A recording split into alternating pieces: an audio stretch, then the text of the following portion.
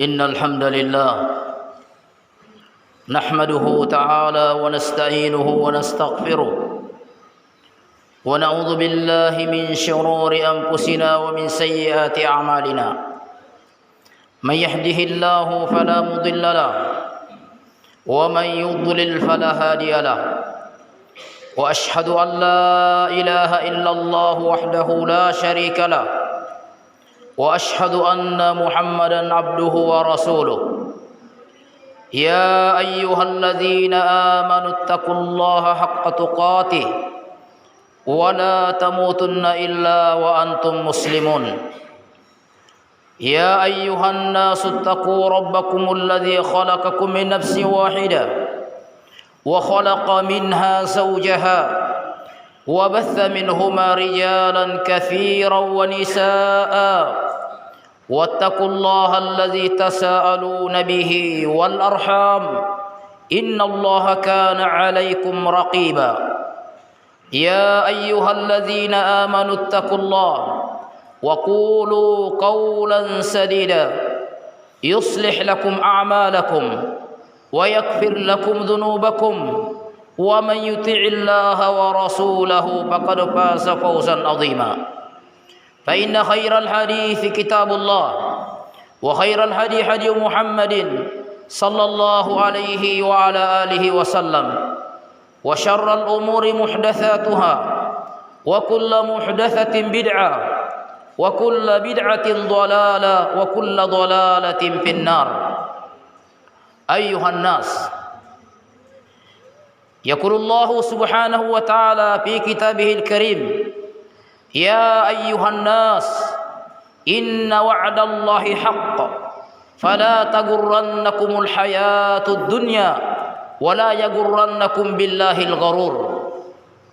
Wahai sekalian orang-orang yang beriman, sesungguhnya janji Allah Subhanahu wa taala itu benar adanya, berupa kematian, berupa kehidupan alam barzakh, kehidupan hari akhirat, yang di sana hanya ada dua tempat, imma ilal jannah atau ilal nar, ke surga ataupun ke neraka. Sehingga barang siapa yang menolak untuk diajak ke surga Allah Subhanahu wa taala, maka sesungguhnya dia memilih neraka, dan neraka adalah sejelek-jelek tempat kembali.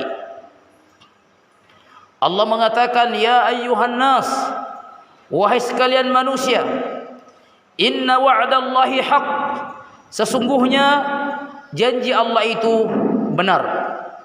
Fala tagurrannakumul hayatud dunya, maka jangan sampai kalian terpedaya dengan kehidupan dunia ini.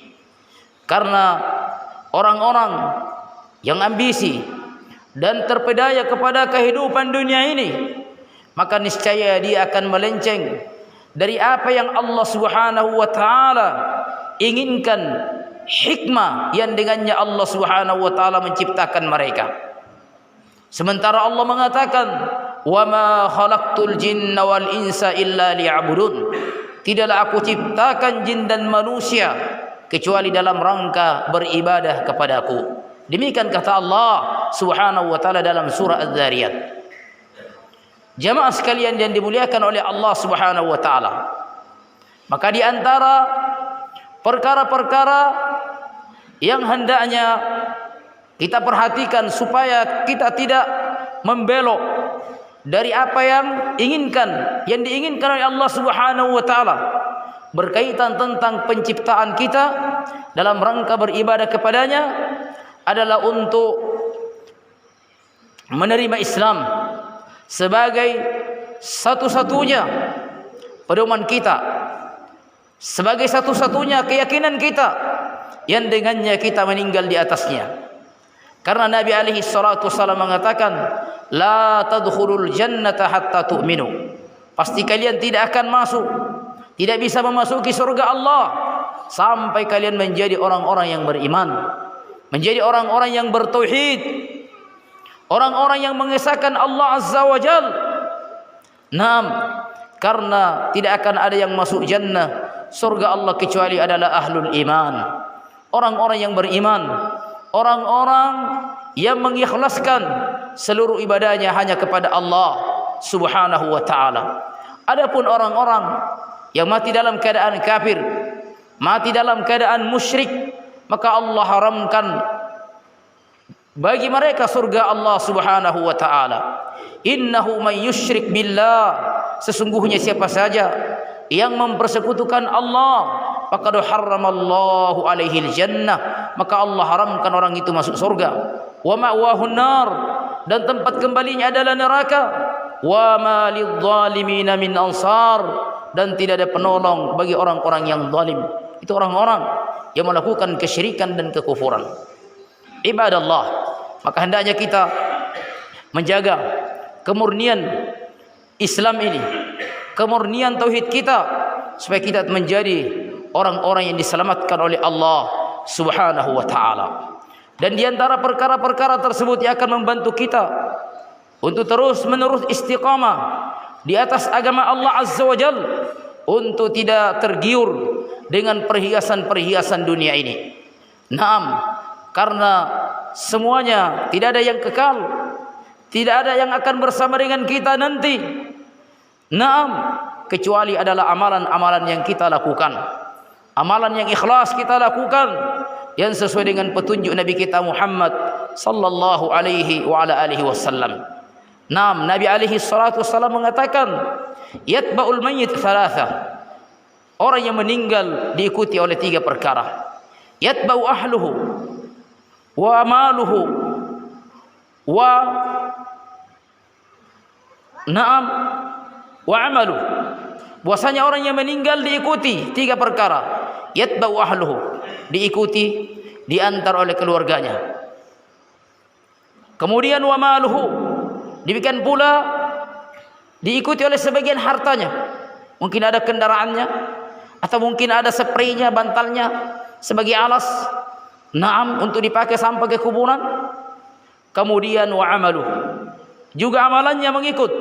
Fayarji uthnan, kemudian 2 kembali.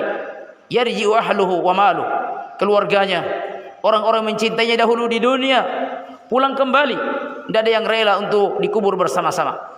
Kemudian juga hartanya juga dipulangkan, tidak ada yang dikuburkan dengan kendaraannya. Naam, wa yabqa amalu, kemudian yang tinggal adalah amalannya. Ini amalan ini yang akan kekal bersama dengannya jamaah sekalian, di mana pada hari itu tidak bermanfaat harta yang kita miliki, kecuali apa-apa yang telah kita naam amalkan, yang kita belanjakan karena Allah. Naam, itulah yang akan kekal bersama dengan kita. Demikian pula anak-anaknya yang mereka banggakan di dunia ini, tidak akan ada yang akan kekal bersama dengan mereka. Naam, kecuali apabila mereka menjadi orang-orang yang beriman. Banyak ayat-ayat yang menunjukkan bahwasanya orang-orang yang beriman, orang-orang yang beramal soleh, mereka kelak akan dikumpulkan bersama di dalam surganya. Jemaah Jumat yang dimuliakan oleh Allah Subhanahu wa taala. Oleh karena itu Nabi alaihi salatu wassalam pernah membaca alhaakumut takatsur, bermegah-megahan telah melalaikan kalian, naam, yaitu perkara dunia. Alhaakumut takatsur hatta zurtumul maqabir, sampai kalian mendatangi kuburan, sampai kalian mendatangi kuburan. Nabi mengatakan, yaqulu ibnu Adam, orang-orang berkata, mali mali, hartaku hartaku. Dia hitung terus hartanya. Fahallaka min malin, apakah engkau memiliki harta? Illa ma akalta fa afnaita, kecuali apa yang kamu telah makan hingga habis. Wala bista, ataupun yang kamu pakai, fa ablaita, hingga usang hancur. Wa tasaddaqta fa amdaita, ataupun yang engkau sedekahkan kemudian engkau mengikhlaskannya dalam memberikan, engkau lewatkan dan tidak menyebut-nyebut dan tidak mengambil kembali apa-apa yang telah engkau sedekahkan. Ini harta kita. Yang satu yang kita makan, lihatlah akhir kesudahannya. Naam, kemana apa yang kita makan?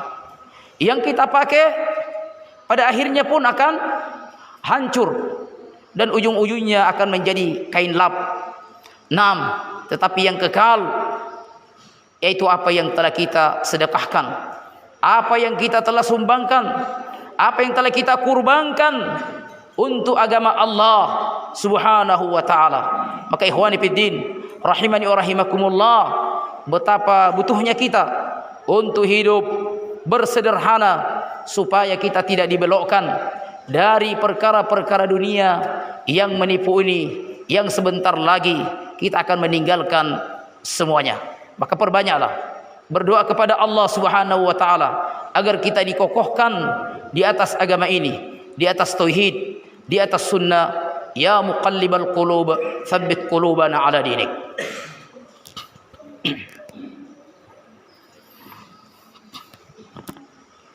Alhamdulillah, nahmaduhu ta'ala wa nasta'inuhu wa nastaghfiruh wa na'udzu billahi min shururi anfusina wa min sayyiati a'malina.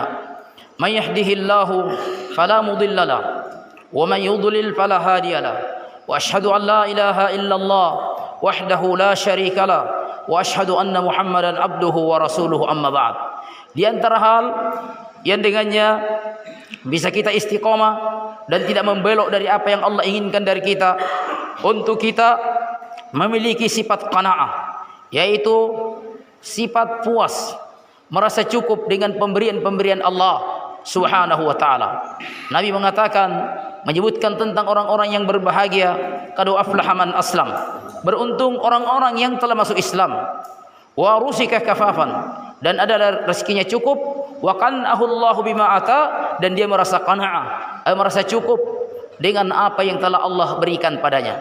Apabila seseorang merasa cukup ya dengan apa yang ada di tangannya, yang telah diberikan oleh Allah Subhanahu wa taala, maka dengan ini insyaallah dia akan istiqamah, akan membantu dia istiqamah, karena dia tidak peduli dengan apa-apa yang dimiliki oleh orang-orang yang lain. Dia merasa cukup dengan apa yang dimiliki, yang telah Allah Subhanahu wa taala berikan.